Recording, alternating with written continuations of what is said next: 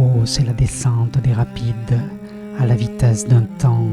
qui s'agite dans les deux sens, jusqu'à l'indécence d'une simulation mère de tous leurs vices, de clous plantés dans ce cercueil qui sert de barque aux aveuglés sur les eaux rageuses du Styx.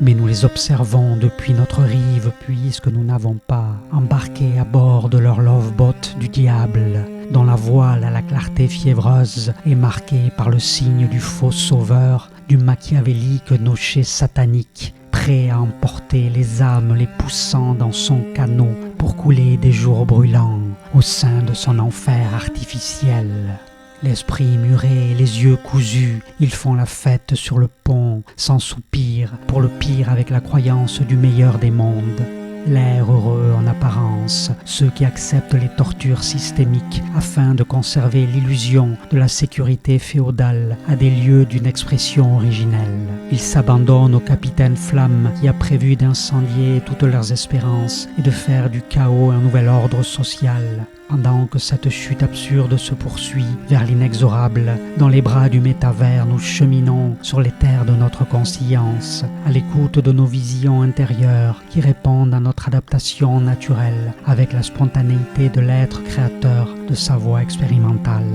Tandis qu'ils flottent au milieu des récifs carnassiers, nous suspendons au grand mât la lanterne de notre souveraineté qui dévoile tous les pièges planifiés de leur jeu chimérique aux règles dictées par des arbitres robots, preux serviteurs de la loi des adorateurs de Moloch, de ces sorciers venimeux qui serpentent en direction des abîmes écailleux d'une destinée anthropique, capable de sauter d'un anneau à l'autre, sans fin d'un enfer à un autre, sous la voie gutturale d'un magma magnétique, duquel jaillissent des éclairs démoniaques qui favorisent l'électrisation des corps subtils et l'embrasement des psychés panurgiques. Depuis des éons, nous avons levé l'ancre et fondu le poids de nos chaînes, alors que des galères fourmillent sur les eaux turbides du déluge, et nous hissons les voiles de notre rayonnant vaisseau solaire. Nous n'avons plus de destination, puisque nous sommes le champ pacifique de notre source immanente.